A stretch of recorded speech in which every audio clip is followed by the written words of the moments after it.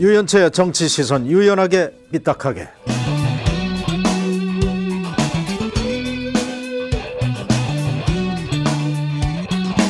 국회 위기와 경제 위기를 극복할 수 있는 리더십을 가진 정당은 집권 여당 우리 새누리당밖에 없다고 저희들은 자신합니다. 이제 국민주권 행사의 시간표가 작동하기 시작하였습니다. 경제에 무능한 정부는 국민의 심판을 받아야 합니다. 국민의당 모든 사람들은 하루를 한 달처럼 열심히 국민께 다가가서 저희들이 나아가고자 하는 방향에 대해서 설명드리고자 합니다. 네, 4.13 총선 유세 첫날 각 당 대표들의 목소리를 들어봤습니다. 자, 본격 선거전이 시작된 정치권 뉴스를 이종훈 평론가와 함께 나눠보겠습니다. 안녕하십니까? 네, 안녕하세요. 네, 앞서 들어보신 대로 새누리당은 경제 위기를 극복하자, 더불어민주당은 경제 실정을 심판하자, 국민의당은 국민 속으로 들어가겠다, 이런 캐치프레이즈인 것 같습니다. 흔히 프레임 전쟁이라고 합니다만은, 자, 이런 구호들이 국민들에게 얼마나 진정성 있게 다가갈까요? 예, 그러니까 경제가 문제라는 거에 대해서는 뭐 국민들 대부분이 지금 인식을 하고 있습니다. 네. 그런데 지금 사실은 야당 쪽에서 지금 경제 심판론을 제기를 했는데요. 네. 이게 과거에 이제 정권 심판론의 연장선에서 이제 경제 심판론을 얘기하고 있지 않습니까? 네.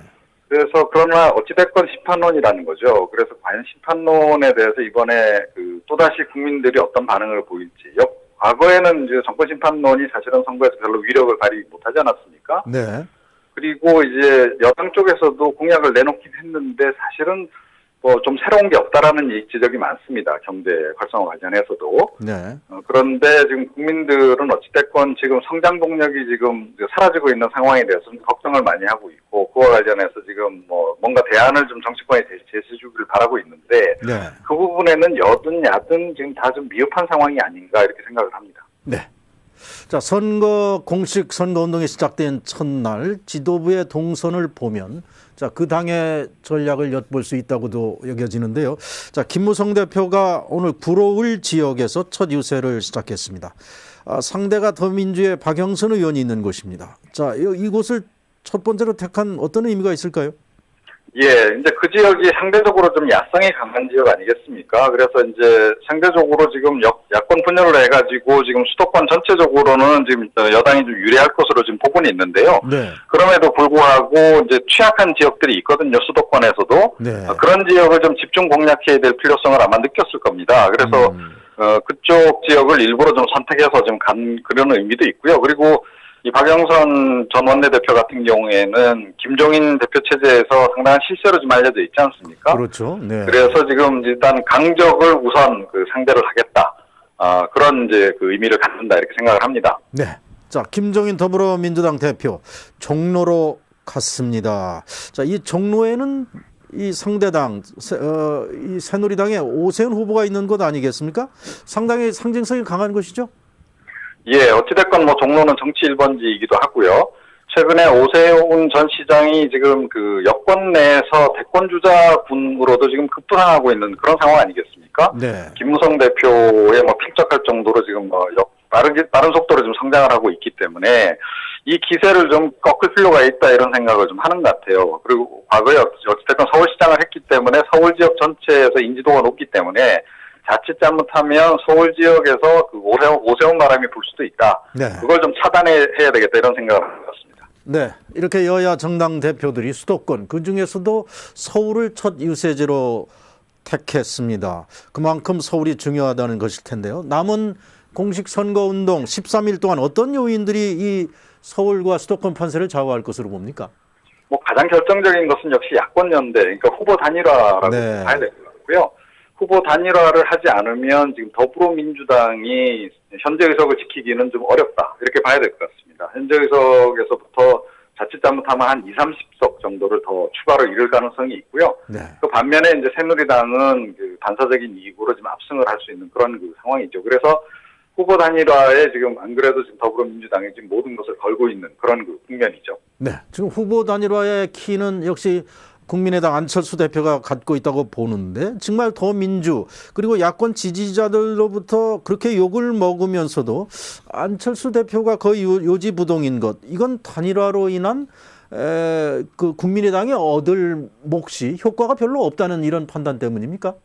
그러니까 1차적으로는 명분에 맞지 않죠. 그러니까 네. 지금 양당 심판론을 이야기하고 있고 사실은 그 안철수 의원을 비롯한 나머지 의원들이 탈당을 하고 국민의당을 만든 이유는 네. 그러니까 친노 패권주의를 이제 척결하겠다 이거 아니겠습니까? 네. 그런데 지금 이번 공천 과정에서도 친노 친문이 다 정리가 안 됐다는 거죠. 네. 그것이 여전히 남아있는 상태에서 만약에 이렇게 다시 또 속절없이 연대를 한다고 했을 경우에는 그것이 명분에 맞지 않는 게 하나 있고요.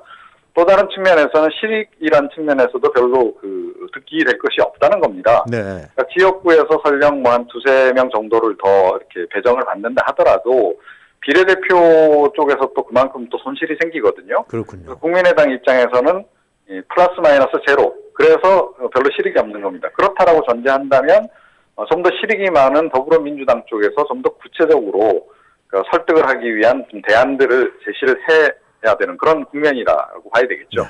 자, 이런 야야 간의 싸움 속에 이 새누리당이 말이죠. SNS 공식 당 홈페이지를 통해서 안철수를 응원하는 메시지를 보내고 있습니다.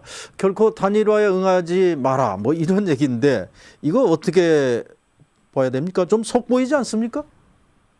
예, 그렇습니다. 그러니까 당연히 지금 이제 새누리당으로서는 야권 분열 양상으로 그대로 가져가야 지금 뭐 어부지리를 얻을 수 있는 그런 국면이기 때문에 네. 이제 이런 이제 노골적인 그 의사 표현을 지금 하고 있는 거나 다름이 없는데요. 네. 이게 과연 사실은 대형 여당이 지금 보일 태도인지는 좀 이제 지켜봐야 될 것 같습니다. 네. 근데 이 부분에 대해서도 아마 그 유권자들이 그 시선은 그렇게 곱지 않은 것 같고요. 그래서 곧바로 철회하긴 했습니다. 네. 그런데 지금 더불어민주당도 그렇고 지금 새누리당도 그렇고 결국은 반사적 이익을 지금 자꾸 기대를 하고 있단 말입니다. 네. 그런 자세로부터 좀 벗어나는 것이 좀 더 책임 있는 정당의 모습이 아닐까 이렇게 생각을 합니다. 자, 이번 총선에서 숨어 있는 변수랄까요? 이것이 연령별 이 성향 그리고 이 투표 참여율일 텐데 어떻게 보면 결정적인 변수가 될 수도 있고요. 이번 총선에서 처음으로 60대 이상의 유권자가 가장 많은 총선이 됐습니다. 또 수도권의 경우에는 40대가 또 가장 많은 유권자로 되어 있습니다. 자, 이것이 이 선거판도에 어떤 영향을 준다고 봅니까? 네, 그러니까 60대 이상을 전체적으로 이렇게 다 합치면 제일 많긴 한데요. 네. 그러니까 연령대별로, 그러니까 40대, 50대, 60대 이렇게 좀 세분해서 보면 40대가 제일 비중이 높습니다. 네.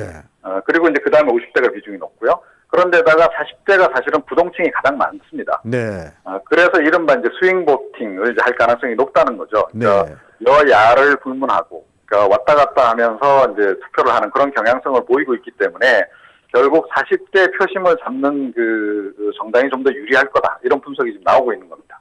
자, 수도권에서 어떻게 40대 표심을 잡을까? 흔히 우리가 40대를 이렇게 보면 좀 노후 걱정을 해야 되고 이 자녀 교육에 대한 고민도 많고 미래에 대한 어떤 불안감이 많은 세대라고 느껴지는데 어떻게 이 마음을 흔들 수 있을까요? 사실은 그 세대가 어찌됐건 가장 사회적인 책임감을 많이 느끼는 세대 아니겠습니까? 네. 그래서 이제 생각할 것도 많고, 그런데 지금 마음 붙일 곳이 그러니까 마땅히 좀 지지할 만한 정당이 없는 이제 그런 그 상황에서 고민을 좀 하고 있는 건데요. 네.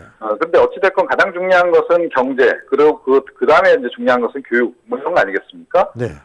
그런 이제 그 점을 좀 감안을 해서 이 사람들한테 뭔가 좀 이제 대안을 제시하는 것이 필요한데, 그러니까 저는 너무 허황된 그런 그 공약보다는 실제 그 생활에서 좀 더 체감할 수 있는 것들, 네. 그런 것들을 좀 제시해 주는 것이 좀 필요하지 않나 이런 생각이 듭니다. 네.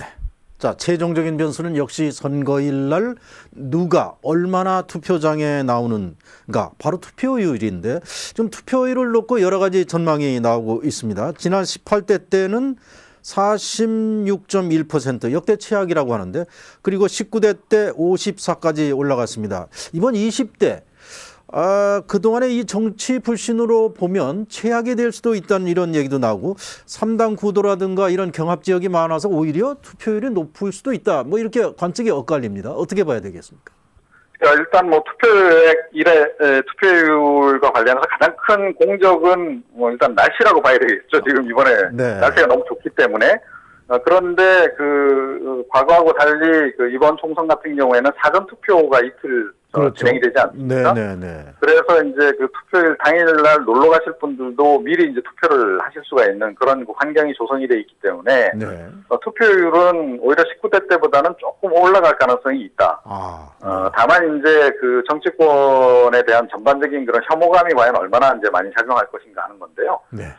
그럼에도 불구하고 이번 투표는 지금 3당 체제에서 치러지기 때문에 지난 19대 때보다는 조금 더 관심이 높아지지 않을까 이렇게 생각을 합니다. 네. 투표율이 높으면 어디에 유리할까? 이것도 여러 가지 해석이 있습니다. 자, 오늘 말씀 잘 들었습니다. 네. 지금까지 이종훈 평론가였습니다.